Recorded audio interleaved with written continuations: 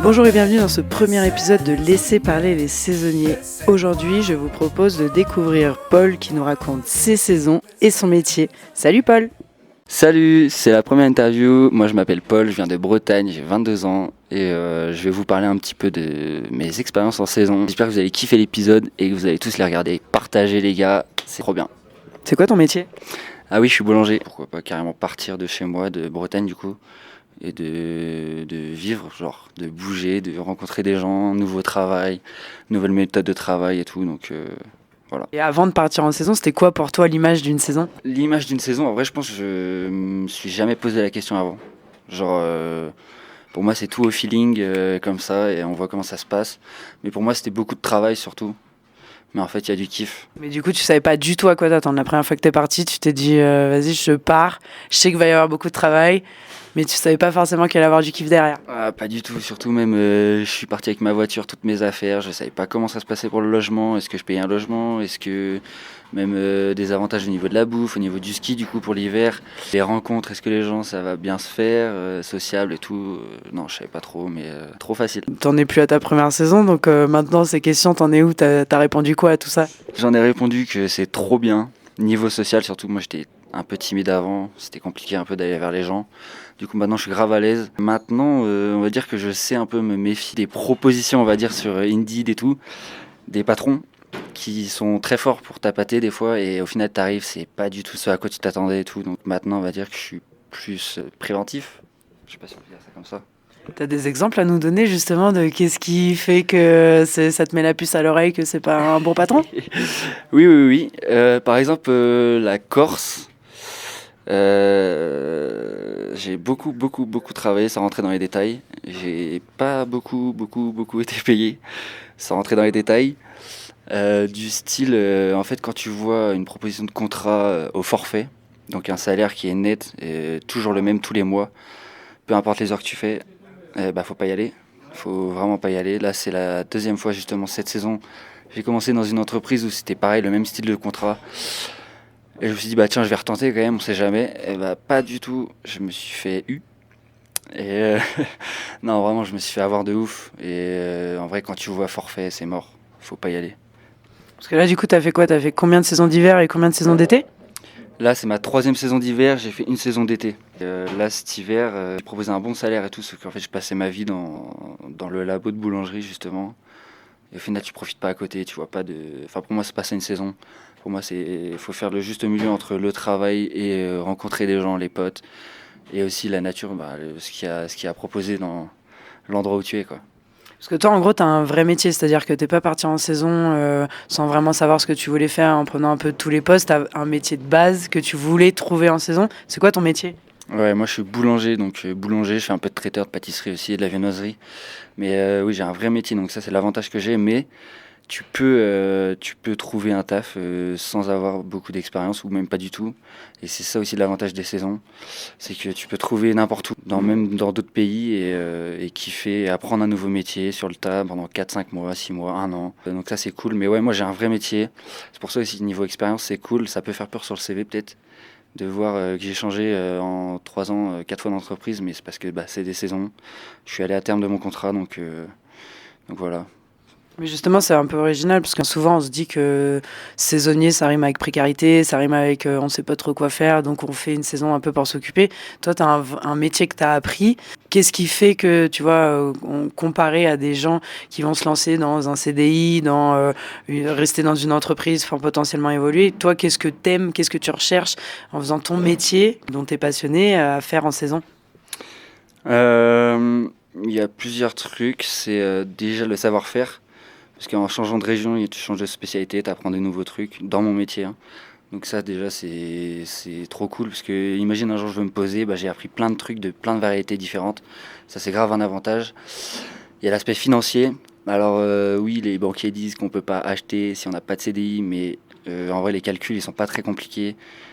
T'es logé gratuitement, des fois t'as des avantages de nourriture pour laver tes vêtements et tout. En 4, 5 mois, donc si tu fais 2 saisons de 4, 5 mois, donc on va dire que tu travailles 10 mois dans l'année, tu peux gagner plus que des gens qui sont en CDI, en payant un loyer, même beaucoup plus, selon le travail qu'il y a à faire et la paye.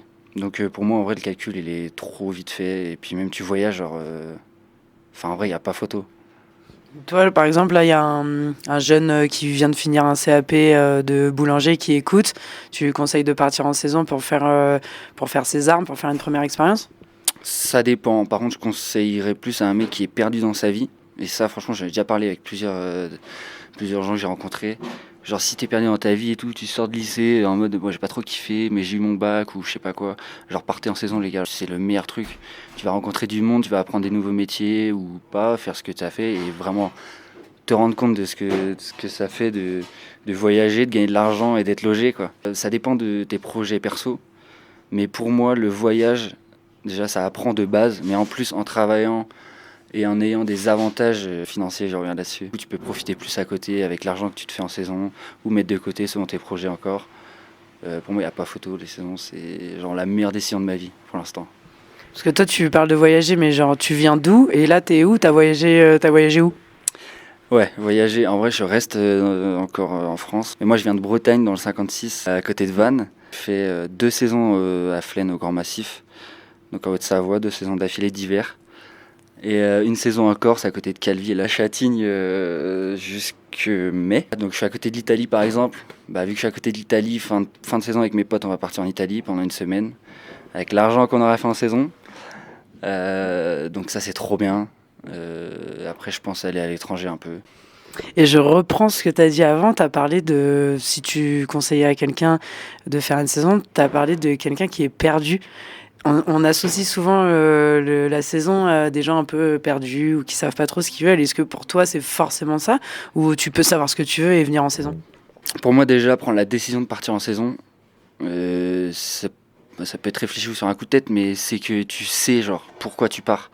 Tu pars pas comme ça du jour au lendemain, en mode, bah tiens, je vais aller à 10 heures de chez moi, trouver un taf et tout. Non, genre, tu pars, tout est quand même organisé un minimum. Voilà. Mais moi, je parle de quelqu'un de perdu parce que j'aime pas trop l'éducation nationale, on va dire. Je vais pas cracher dessus, mais la façon dont c'est fait, l'orientation et tout, en troisième, on te dit, bah tiens, tu dois décider pour toute ta vie ce que tu dois faire. Bah non, en fait. Genre, tu peux avoir un moment dans ta vie où tu regrettes des choix d'école ou autre chose, mais pour moi, quelqu'un de perdu, ça peut juste être quelqu'un qui sort du lycée ou qui est en plein lycée, parce que tu peux faire des saisons avant 18 ans aussi, important de le dire. Et mais non, pour moi, quelqu'un de perdu, c'est juste quelqu'un qui regrette peut-être un choix dans son parcours d'école et tout. Ça peut être ça peut être les parents, ça peut être plein de trucs en vrai, hein. Tu parlais de là, la pré-saison. Il y a souvent des moments de creux entre les saisons, que ce soit saison d'hiver, saison d'été. Tu fais quoi, toi, pendant ces mois? Comment tu les occupes? Alors moi, soit je bouge, je pars un peu en vacances, je prends 1 ou 2 semaines, mais en général, je rentre chez moi voir ma famille quand même. Il faut quand même profiter un peu de ses proches et de ses potes. Sinon, je travaille en extra toujours. Je fais genre quelques extras les week-ends et tout, histoire de pas perdre le rythme, parce que c'est quand même un rythme aussi la saison. Et aussi l'aspect financier, faut pas, voilà, j'aime pas trop rien faire et rien gagner. Donc voilà, mais je sais qu'il y a pas mal de gens aussi qui travaillent en intersaison. Donc ils trouvent juste, ils font leur saison de 5 mois, ils trouvent un petit job pendant un mois et ils ont direct leur saison. Ou alors qu'ils enchaînent direct et qui travaillent 12 mois dans l'année sans vacances, quoi. Parce que c'est un peu l'image qu'on a des saisonniers, non? C'est un peu genre des gens qui sont au chômage et qui font rien pendant 6 mois de l'année et qui font qu'une seule saison. Et voilà, t'en penses quoi, toi, de ça? Il y en a, en vrai il y en a comme dans tout. Mais pour moi c'est faux, en vrai la plupart des gens que je connais, ils travaillent genre 10 mois dans l'année, 10 mois sur 12. Bah après c'est toi, hein, c'est un choix, genre t'as charbonné parce qu'il faut savoir qu'en une saison tu fais 5 mois par exemple, mais en termes d'heures, tu travailles 2 fois plus qu'un mec, bon ça dépend, je parle pas des cadres, des machins, ou des politiques qui disent qu'ils travaillent beaucoup, mais je parle d'un système classique, CDI 35 heures, 39 heures, machin. Il faut savoir qu'en saison on travaille genre 2 fois plus, au moins à peu près, donc forcément tu gagnes plus aussi. C'est un choix dans ta vie, genre si tu as envie de travailler encore plus, bah tu travailles encore plus en intersaison, je parle. Soit tu travailles pas et tu profites un peu de l'argent que tu as gagné, voilà, c'est un choix quoi. Ouais. Qu'est-ce qui fait que justement tu recommences d'année en année? J'ai fait une pause d'ailleurs cet été, parce que c'était un peu dur, surtout en boulangerie parce qu'on travaillait beaucoup. Mais moi c'est vraiment rencontrer des gens et pas rester chez moi, genre j'ai trop envie de voir ailleurs, trop envie de bouger, de rencontrer des gens, de voir des nouveaux paysages. Là, je me suis mis à la rando il y a pas longtemps, dernièrement. Kiffer et découvrir autre chose que ce qu'il y a chez nous. T'as des, je sais pas, des histoires à nous raconter, des anecdotes de genre de rencontres un peu improbables que t'as fait en saison et que t'aurais pas fait ailleurs en Bretagne, par exemple? Alors ouais, j'ai rencontré déjà la première saison que j'ai fait à Flaine au Grand Massif. J'ai rencontré des gens qui ont eu, genre ils avaient la trentaine, moi j'ai la vingtaine. Et des gens qui étaient dans mon collège, alors qu'on était quand même à 10 heures, dans mon collège, qui ont eu le même pion que moi, et mon prof a eu ce pion, enfin ce surveillant. Donc ça c'est assez fou, pareil, là cette année, cet hiver, là, à Tignes, j'ai rencontré un gars qui était dans mon lycée, je faisais du ping-pong avec son frère. Truc de ouf, en vrai, t'es à 11 heures de chez toi, 10-11 heures, tu rencontres des gens qui sont de chez toi, mais vraiment de ton patelin, genre. Du coup c'était... Mais tu l'as rencontré par hasard? Ouais, vraiment au bar. Ok. Et je parlais à une pote à moi qui est serveuse là-bas. Et elle me dit, ah bah ils sont de Bretagne. Et là, il me fait, mais mec, c'est quoi ton prénom? Du coup, je dis mon nom, prénom. Et il me dit, mais tu faisais du ping-pong avec mon frère. Sa mère nous emmenait à des tournois et tout. Donc c'est assez fou. Et voilà. T'as d'autres anecdotes comme ça de saison, de trucs un peu improbables qui t'est arrivé parce que t'as décidé de bouger en saison et que t'as fait des saisons et qui te seraient pas arrivés si t'étais resté dans ton coin? Hum, Personnellement, non. Mais je pense que dans mon entourage, il y en a eu. Mais il peut surtout y avoir genre des opportunités de fou. Dans mon métier qui est l'alimentaire, tu peux travailler, tu peux te retrouver à travailler pardon, dans un putain d'hôtel 5 étoiles et tout. Et en vrai, t'as pas ça chez... Enfin, moi, perso, j'ai pas trop ça chez moi. C'est pas aussi accessible, on va dire. Alors que là, bah, tu peux, quoi. Pour toi, ça fait partie des opportunités de vie. Pour certains, oui. Pour moi, non. Ça m'intéresse pas de travailler dans le luxe. Je suis un gars de la campagne, moi. Je fais des bons trucs, mais correct, pas trop cher, pour une classe de vie qui est moyenne, pour tout le monde. S'il y avait genre des points négatifs à ressortir sur les saisons en général, ce serait quoi? Ça peut être dur de bouger tous les 5 mois. Surtout quand fin de saison, en général, tu t'es attaché à des gens, à un lieu, t'as un rythme de vie et tout. Donc ça peut être dur de partir, de se dire putain, là je rentre chez moi, je dois retrouver un taf, je dois repartir, refaire mes valises, etc., etc. Ça peut être dur. Ça peut être dur aussi, le point négatif, si bah, par exemple comme moi, t'arrives dans une saison, surtout que cette année, j'ai ramené tous mes potes. Genre vraiment tous mes potes de Bretagne, on est tous venus presque. Et bah moi j'ai trouvé un taf et tout. Et sauf que ça s'est pas bien passé du tout, j'étais pas bien payé par rapport aux heures que je faisais. Et donc là tu te dis ok, donc là je suis en début de saison, je dois retrouver un taf, sachant qu'il y a quand même des semaines assez précises où il y a du turnover de ouf. Et là on n'était pas dedans du tout, c'était déjà passé. Donc tu te dis ok, en fait ça peut être dur s'il y a une rupture de contrat ou une rupture de truc genre dans ta saison, ça peut te couper ton élan et te plomber le moral de ouf. Et là, par contre, t'es en mode, bah putain, j'ai pas envie de rentrer chez moi trouver du travail, mais ici, je trouve pas de travail, j'ai pas de logement, je fais comment? Surtout que t'as ta voiture, tes affaires, etc. Donc ça peut être vraiment le gros point négatif. Mais faut pas lâcher, faut se déplacer, faut bouger, faut se présenter, faut essayer et tout. Et en vrai, franchement, tu peux toujours trouver. Toi, ton conseil là-dedans, c'est de jamais perdre espoir. Ouais, en gros, ouais. Non, ouais, d'être motivé, genre, faut que t'aies la niaque. Genre, tu peux toujours trouver. En fait, c'est vraiment facile de trouver du travail en saison. Genre, vraiment, si t'en veux, tu peux trouver. Mais du coup, ça veut dire que si je rejoins ce que tu dis, pour partir en saison, il faut aussi un point de retour. Il faut un endroit où tu sais que tu peux rentrer parce que voilà, si ça se passe mal ou quoi, il te faut toujours un endroit où bah, tu sais que tu vas pouvoir rentrer. Alors, moi, personnellement, j'ai papa-maman. Donc, ça, c'est la chance que j'ai. Mais je connais beaucoup de saisonniers qui se font des saisons comme ça, mais qui ont leur appart. Ils font leur saison logée, mais ils payent leur loyer avec l'argent de leur saison. Ou alors ils sous-louent. Ça arrive aussi. Il y en a pas mal en vrai qui le font. Sinon, tu peux avoir l'opportunité, et ça arrive assez souvent, de rester en CDI, logé. Donc CDI logé en gagnant plus de 2 000 euros, c'est quand même vachement bien, surtout à mon âge. Mais sinon, je sais pas trop pour les autres. Ouais, faut repartir en saison directe, ou alors se faire un mois de trip, tu pars je sais pas où, tu vas en vacances et tout, à pas très cher. Ou alors il y en a pas mal qui font ça en camion. Voilà, en vrai, il y a pas mal d'options. Mais moi, perso, j'ai papa-maman pour l'instant, ça me va très bien. Parce que ça existe de trouver des CDI en saison? Ouais, j'ai l'exemple de deux potes à moi que j'ai rencontrés Grand Massif. Ils sont pas restés dans la même boîte, mais ils ont trouvé juste à côté, je sais plus c'est où. C'était pas si loin de là où on était. Et ouais, ils avaient eu un CDI logé en gagnant plus de 2 000 euros, ouais. Une vendeuse et un boulanger. Donc en vrai, tu trouves ça, c'est quand même assez cool. Mais tu peux trouver en vrai. C'est justement ce dont tu parles, ils sont restés dans leur CDI ou parce qu'en général, voilà, c'était saisonnier, c'est que tu as un peu cette envie de bouger. Donc est-ce que vraiment un CDI, c'est ce qui t'attire? Non, parce que ils sont arrivés, en vrai ça se passait pas très bien avec le patron, bon ça a pu arriver, mais ils avaient surtout le projet d'acheter un appart. Alors je les ai rencontrés la première saison, ce qui est drôle, et ils se connaissaient pas du tout, ils se sont mis en couple et on a fait 3 saisons ensemble, donc assez énorme. Et du coup non, ils sont pas restés là-bas, parce qu'ils voulaient acheter un appart, et appart, je reviens au banquier, CDI, bah du coup ils sont retournés dans le nord, ils ont trouvé un appart, un CDI classique, schéma de vie classique pour moi. Et du coup, là, ils attendent de mettre de l'argent de côté. Ils achètent. Dès qu'ils ont acheté, ils repartent en saison. Parce que là, à chaque fois que je leur parle, ils ont qu'une seule hâte, c'est repartir en saison. Là, tu parles de schéma de vie classique, donc on connaît le schéma de vie classique. C'est quoi l'opposé d'un schéma de vie classique? Tu l'appelles comment, toi, ton schéma de vie? Ouais, je dis schéma de vie classique, mais ça peut un peu froisser certaines personnes, on va dire. En vrai, non, je veux pas. Chacun fait ses choix. Pour moi, le schéma de vie classique, c'est j'ai mon appart, je me lève tous les matins, je prends ma voiture, je vais au travail, je reviens, et ça tous les jours, quoi. Donc je reste au même endroit. Alors que la saison, pour moi, c'est l'opposé, genre. C'est les saisons, tu changes tous les 4, 5 mois, 6 mois d'endroit, tu peux aller partout dans le monde. Tu vas au travail à pied, tu rentres à pied, tu te fais des bouffes avec tes potes qui sont voisins, tes collègues qui sont voisins, tu vois toujours les mêmes personnes, tu te fais un groupe de ouf. Donc voilà, pour moi ça c'est l'opposé du schéma vie classique. Toi, c'est quoi la plus grosse galère que tu as rencontrée en saison?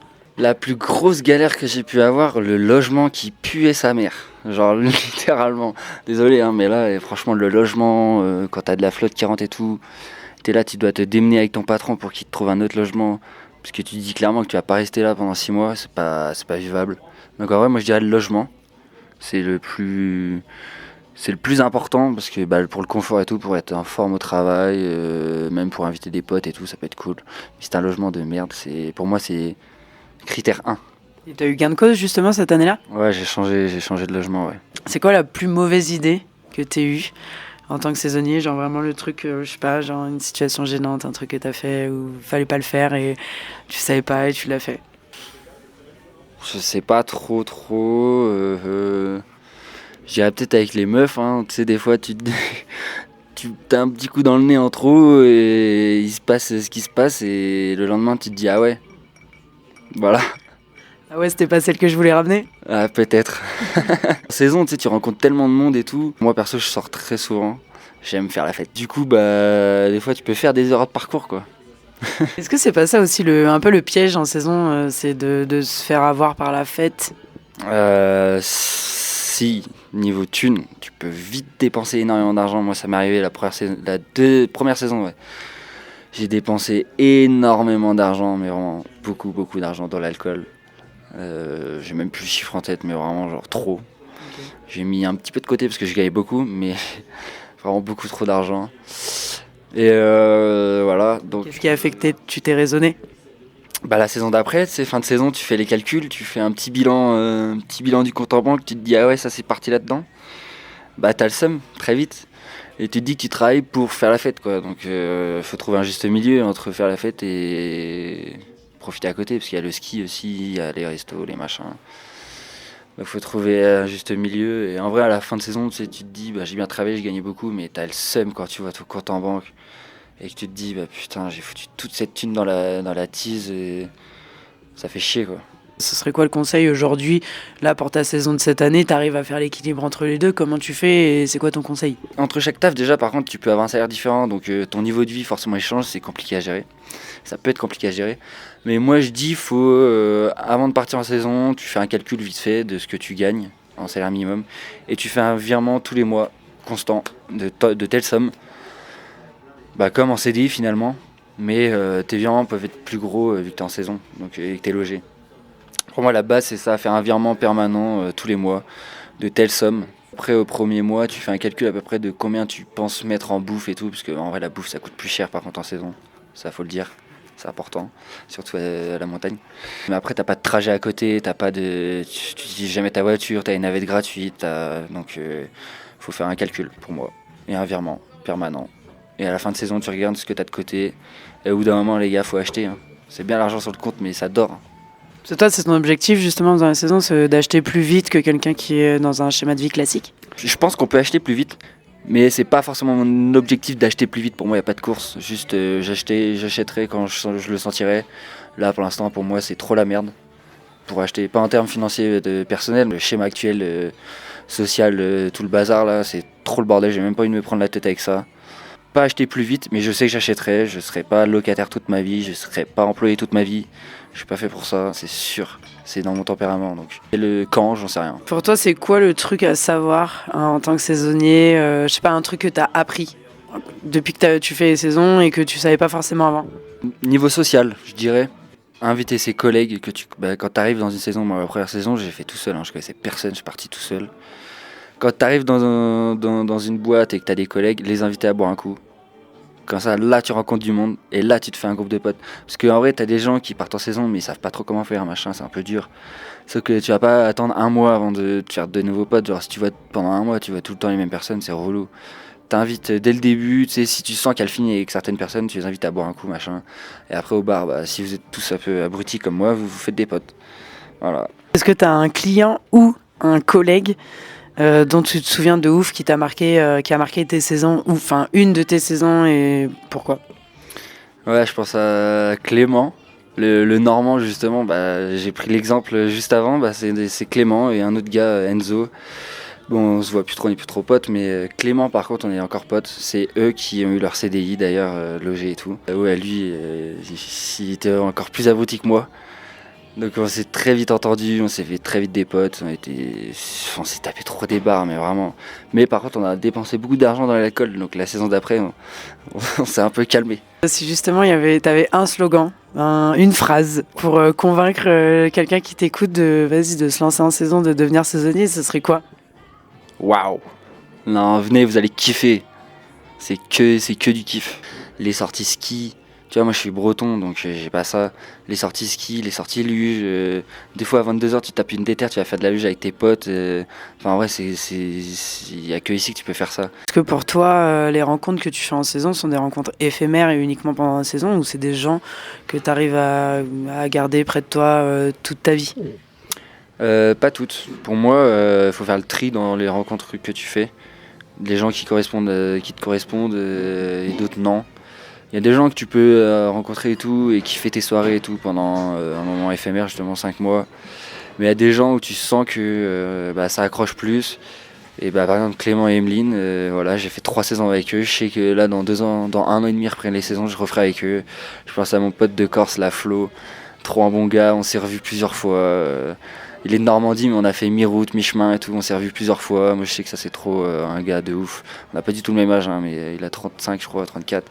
Mais quand on est ensemble, on se tape trop des barres, on kiffe trop. Donc non, moi en vrai, je dis il faut faire le tri dans les gens que tu rencontres. Il y aura des gens, ça sera éphémère, mais tu peux tout autant kiffer. Et il y a des gens où tu sens que tu peux développer vraiment un vrai feeling et une vraie relation. Merci Paul. Est-ce que là on va clôturer Laisser parler les saisonniers. Qu'est-ce que tu as envie de dire à tous ces gens qui écoutent ton épisode de Laisser parler les saisonniers? Et déjà merci de faire cette première interview, c'est un honneur. Ça c'est tout ce que j'ai pu dire, c'est mon point de vue après, c'est personnel. C'est les déductions que j'en ai fait, voilà, c'est ce que j'ai vécu. Je sais qu'il y a pas mal de gens qui ont une idée différente des saisons. Et moi je dis il faut y aller pour essayer, enfin pour voir, faut essayer. Donc après chacun ses projets, mais pour moi faut le faire au moins, ça va faire au moins une fois dans sa vie. Après il y a ceux qui aiment le soleil, ceux qui aiment la montagne, enfin le ski. Faut faire un choix, mais en vrai je conseille vraiment de le faire au moins une fois dans sa vie pour se rendre compte de ce que c'est. Pour toi c'est donné à tout le monde et à tout âge? Ouais, tout âge justement, on peut parler des personnes âgées aussi. Il y a pas mal de personnes âgées qui le font. On va en interviewer, t'inquiète. Ouais, nickel, trop bien. Même suite à un divorce et tout, c'est déjà arrivé que j'en rencontre plusieurs. Et franchement, que du kiff, genre, ils m'ont dit ils revivent quoi, genre, Donc pour moi, il n'y a pas d'âge, il n'y a pas de classe sociale, il n'y a pas de couleur de peau, il n'y a rien. Genre les gars, c'est les saisons, si tu viens comme t'es, c'est comme chez McDo, mais tu travailles pas chez McDo. C'est beau ce que tu dis. Laissez parler les saisonniers. Laissez parler les saisonniers. Laissez parler les saisonniers.